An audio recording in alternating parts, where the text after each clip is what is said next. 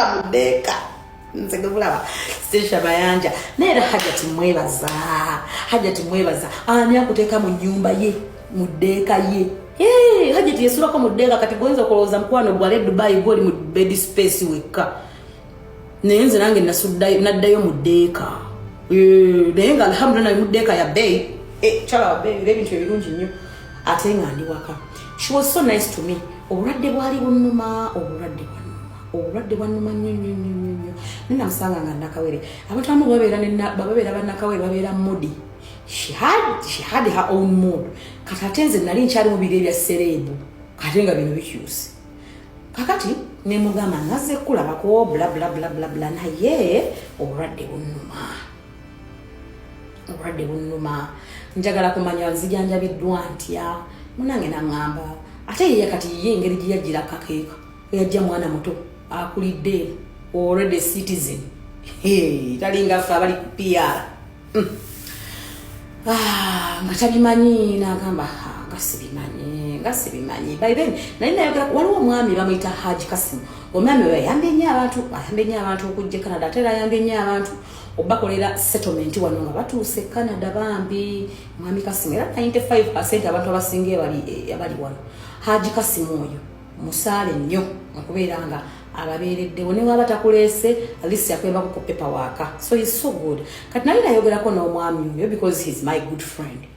Nali nayogerako naye nga nkyali Uganda. Kali Uganda yalaze Uganda. Nimugamba nangamba ne this time round bogende Canada todda. Beera yo sadakira abaana bo.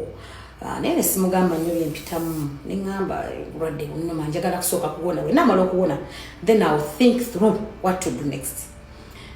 Naye yali akyali Uganda nga kyalina byakwasaganya so yangamba ne muga ngenda I am going next week nangamba nja kusanga.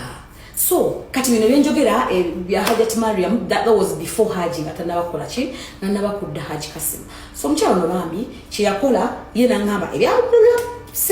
simanyi ku buteba simanyi biki I don't know neka tugende ku bintu by'eddwaliro. So we went on nabeera nga ntwala mu badokita kina ye obuzibu ate nga nina ekipapula bisiina oba waliwo nga womanyi oba tolina ID oba tolina kino oba wakatuuka. So ate nga n'obulwadde bulina okulinda Haji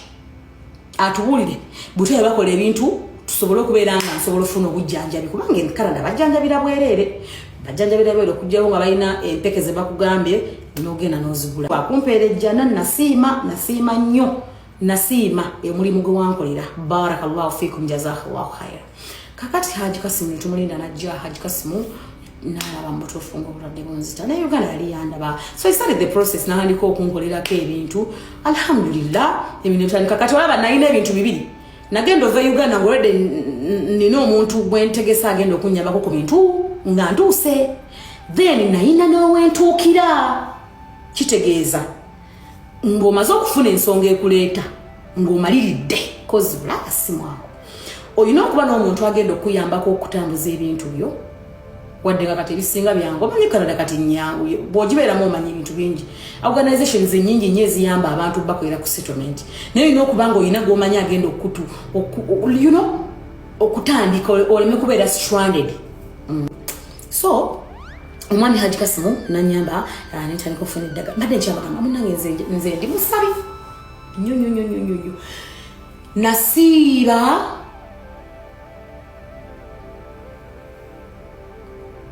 nagenda mu nasiiba omwaka gumu oba n'emyezi 7. You can imagine buli lunaku nga nsiiba kubanga nali nina kyenjagala nalajanira Allah. So alhamdulillah nebitambula gundi nejja work permit neyingirawo. Simanyi mu nsendera kiri kye naye waliwo obusani bwa government bwakuwa singa obo babuulidde and all the stuff otambudde mu ntambula ennungi. Banange njagala mbabulire suli omuntu ayamba. Nze gwe mulaba bwe nali nakajja najjuka najja gwa mukaaga abaana bagenda kuddayo ku ssomero nga mmanyi ntuuke wano nga nkola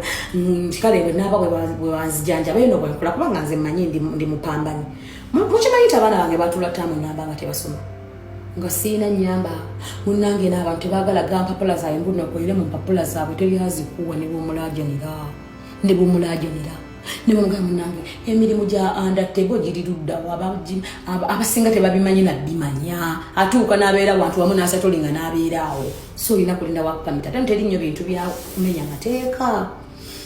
I struggled, my kids struggled for those. Naye imagine sije nagamba nti I struggled kuba nze nalina ne wembeera nga ndiya nebaka. Imagine omukyala yitakola koze ne obato oboli nakawere myezi 18 nga tukola ng'oli waka, but we survived. Ekirungi ky'Ebulaaya eno gyendi emmere waliyo emmere ey'obwereere waliyo food bank babawo emmere naye nga otobitegeera omanyira ebiri byewaffe n'ettooke terigulikako ettooke owulidde kaakati twafunanga emmere bambi mukazi watu nafuna nange nenjiyayo bwembanjiyiza netugula netubeerawo naye nga nalina wembeera kati imagine nga tolina wobeera abantu abali mu shelter bagamba life in shelter is not good kubanga waliwo abantu abatalina gye babeera bangi enjaga byonna biri and all those stuff obukyafu endwadde so it's really good nojjanga olina gwomanyi kati nammwe ate abazze muyambeeko abantu abagenda okujja naye wali wajja nakugwako wano nga tolina ate pressure wano nkusi aleeta pressure kati bambi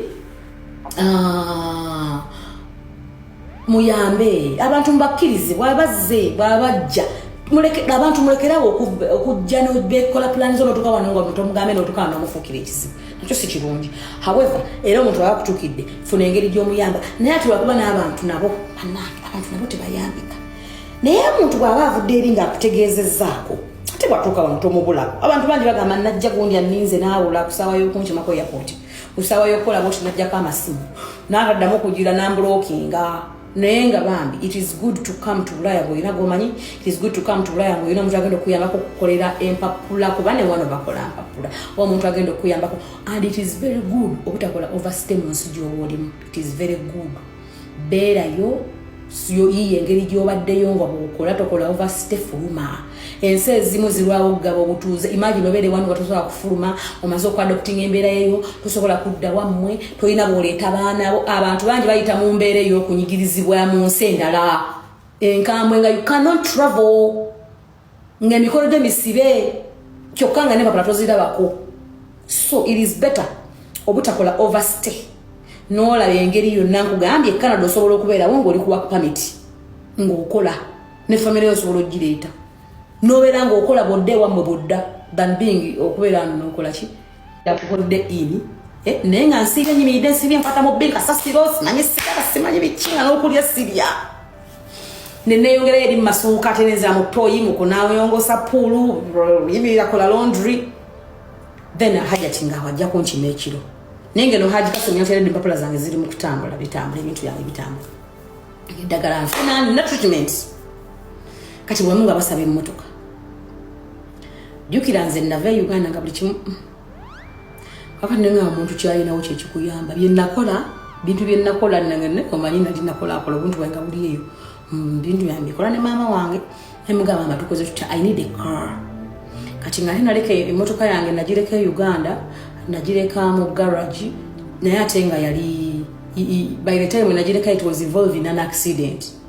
nga lesende zeetaaga nnyingi okubeera nga tugitunda nga leze bagenda zitunda nemugenda kugamba mama wange nasala entotto nasala entotto nampereza akasente nengula my first car nani sobola ofuna emmotoka wano. Thank you Don Sarah, thank you for my gifts. Nani sobola ofuna emmotoka wano koza okufuna emmotoka wano kyangu if you have a job you have your credit is good like ngabo wafuna credit card ogikozesa bulungi. Alicia, thank you so much for my roses ngoba wakola like you know nga wabikozesa bulungi bakuwa emmotoka ku zero gundi naye nobeera ng'ogisasula. Nagamba kakati nze omukazi yakajja ekyeyo ku kyeyo ate omanyi nze sipakuka ate ndowala kuba nalaba mudda ate nze seevuga speed kubanga nandibadde nga mandiserebo ntambule mbaga njira eri bannange weevuga empya weevuga speed bw'otuuka e Bulaaya genda mpola speed control sentogenda zimalayo ebirumu togenda bimalayo tokyamuka guna yina kino kankikole mukwano ojja kufaafaagana wano n'egundi embeera ejja kukugwa mu bulago otegeere nti ebintu si bya muniino. So nefuna akamotoka nenze wa committee yange nejiteeka yino nembera nga nzikirizibwa okuvuga okyokeno tokizwa kuvuga ngato oyina gundi oyina ki class 4 kubane otuka ina tosoma okuvuga moto gomala kusoma nokola akabuzo n'okayita ne bakuwa driver's license then noteka eri ayino ogenda ku road test nofuna class eddako erukiriza okubeera nga ovuga wekka mushitegeera so sagala abantu bali neti motoka ebulayo bomaze ebulayo is you have to hustle, you have to suffer mirimu abantu bali no bakola emirimu emibofu abantu bali mu kuhasolinga naye ebiseera ebimu engeri abamu omuntu gy'aba yajjamu bambi abamu balira biki bakuba kirungi bw'otereera oba omaze oba kikubye bw'omutereera alhamdulillah oba kikubye munnange oba kikubye so guys byebyo bane buli wolaba akantu akali kukulinga okampe toba na matima mubi zizo katukuliko double gyo bazita diamond bazita sinze nange simanyi just tap it bumpe bubuno I'm supposed to have for thank you Sarah so ngona sasira like when nafune motoka I applied for a job when applying olonkozesa gundi ki olonga banga babogena kuna oli mweta kusema ogena kuna oli olhaja chagambye nedda olobradde nga bunyuma njagala ku resigninga mulimu gumu nga sikyasobola amagulu gatuketisa negesiro manyinze nalwala ndi mulwadde wa amagulu gatuketisa thank you Sarah thank you so much thank you Hyra amagulu gatuketisa negewola negesiba nga natukako nenkaba yati mugamba jangono ne nfa kati hajati bwalaninga mugamba embera gyenkolera mu yali tagitegeera kati bwe yaje yansanga muto yanonya nansanga muto inga nongosa toy actually yali agenda kufuka nantunulira nebye nali nkuttemu